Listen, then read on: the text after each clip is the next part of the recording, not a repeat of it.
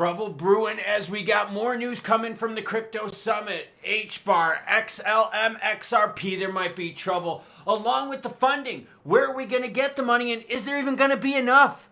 Boom, bust. I'm a dirty boy and this is your warning. Well, this isn't the news we wanted. The laughing stock of the cryptoverse? Strategic reserves with assets we already have?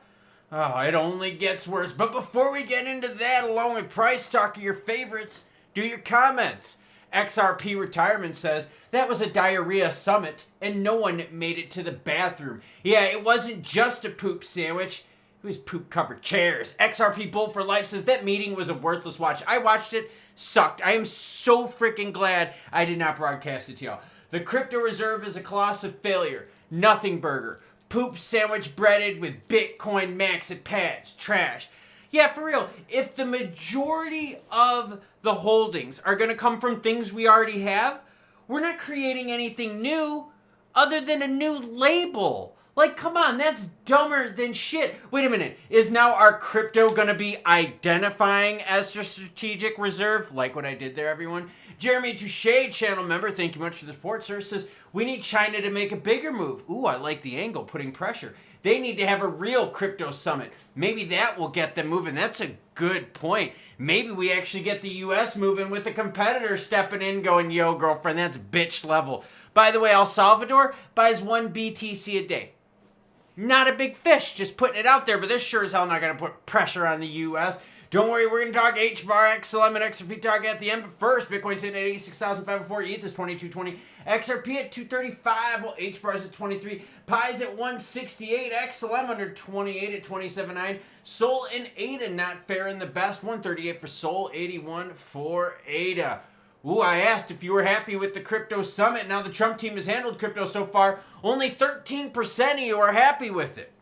38% said this is a disaster, I'm not happy. With about half of you out there watching and voting, it's linked in the description below saying, meh, it's too early to tell, or I simply don't know, or don't give a fuck. Hey, Crypto with Klaus on a Saturday. Hit that subscribe button.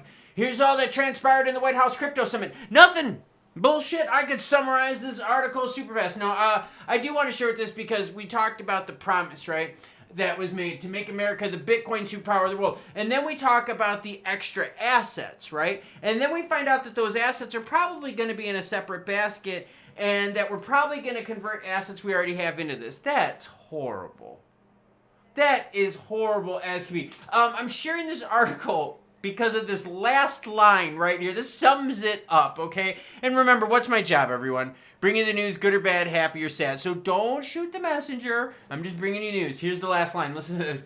The crypto market has yet to react positively to the news, marking a 3% decline on Friday following the summit. So the world thinks this was a big nothing burger. Trump blasts the Biden administration for Bitcoin sales. Pledges never to sell. Cool. What are you going to be buying?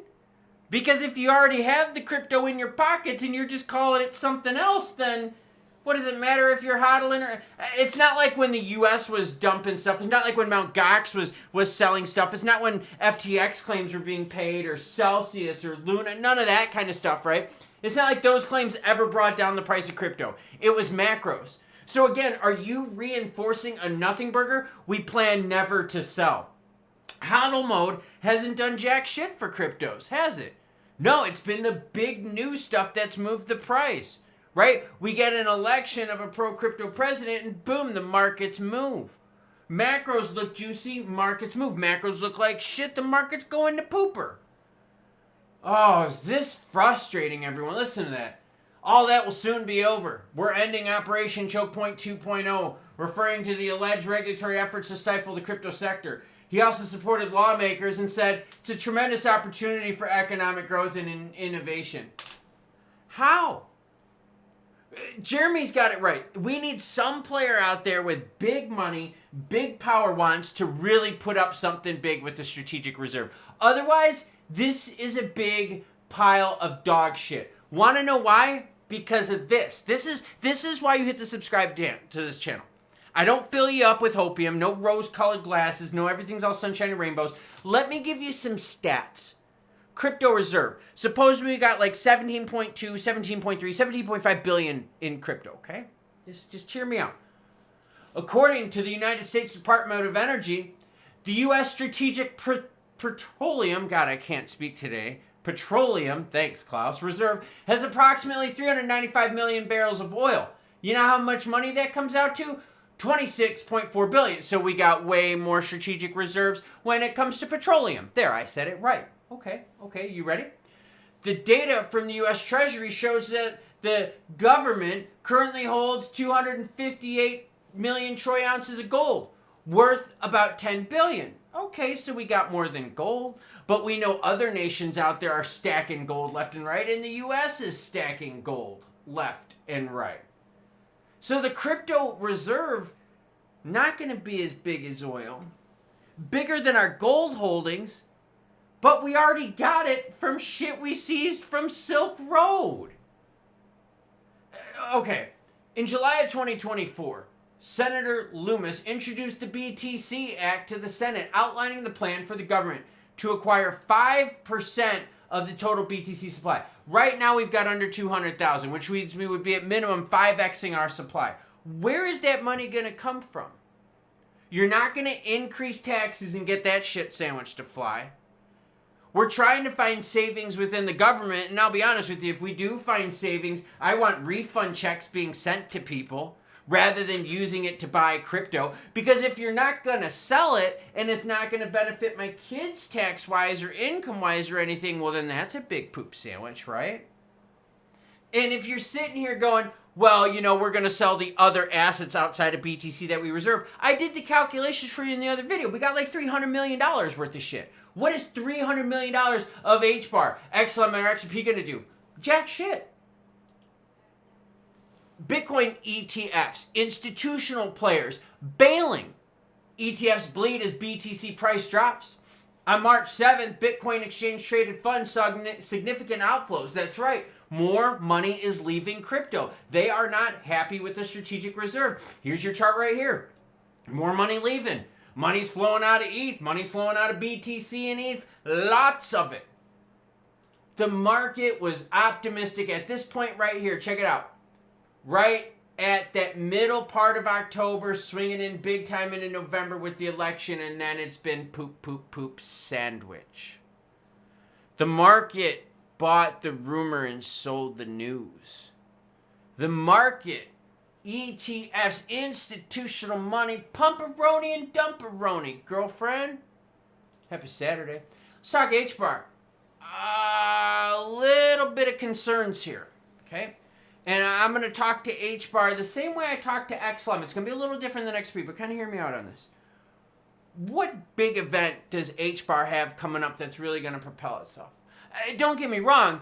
As macros get better, this whole blob up on the screen of crypto is going to get better. I'm cool with that. You're cool with that. We all understand that, right? As we have less turmoil in the world, guess what? Crypto is going to improve because it's a risk asset. Okay, we're all cool with that. I think we're good.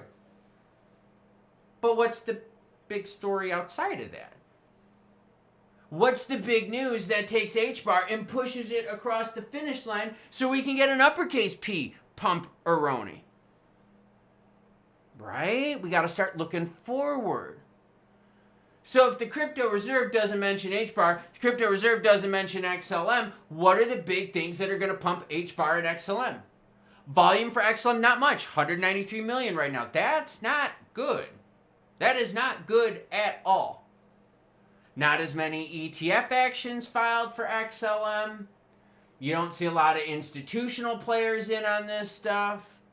Not mentioning the strategic reserve. What's the big news that's going to help XLM? Again, if macros improve, then cool. XLM gets juicier in price. It's a risk asset. It's a laggard risk asset. So outside of macros, what's the pumperoni news here? Now, XRP is a little different. We got quite a few more ETFs. We do have an Hbar ETF, but I haven't seen the mechanisms yet on how they're going to buy. That's very key. With XRP, I have seen a few. I'm up to 3 now. 3 that I've counted that are going to be buying directly from the exchanges, which is how you and I buy, which is freaking awesome. So XRP's got a little bit more pull when it comes to the ETFs. There's quite a few billion They're saying now about 11 billion. 10 to 11 billions on the sidelines right now waiting to buy directly into the action, the ETFs, when that stuff comes out. We've also got the case, when that gets thrown out, we know it's going to happen. Maybe it's buy the rumor, sell the news, and that's already been priced in. But we got that news event. Brad snuggling up with Trump. We've seen that. XRP mentioned directly in strategic reserve, but it gave us pump and dump. Not good. So what we have to ask ourselves now is, XRP's got some news events. XLM doesn't really have much going on that's attracting the public thing. Hbar has some, but not as many as XRP. What are we going to get? Strategic reserve, which is something we were all hoping for, turned out to be a poo sandwich. Now, more details can come out of this. I'm sure this project can evolve. But let's be honest here. The government, I don't care what side of the aisle you're on, the government on both sides of the aisle really, don't make the best decisions. I think that's a good way to say it, right? If the government were in charge of making cars, each car would be like $400,000 and would only go like 5 miles an hour? Yeah. So strategic reserve, we could get some good stuff. Macros would help us out. If the government helped us out with making prices go down with stuff, maybe freeing up some of the roadblocks. We got the tariff battle. That might not be too good for us in the short term. So what do we got?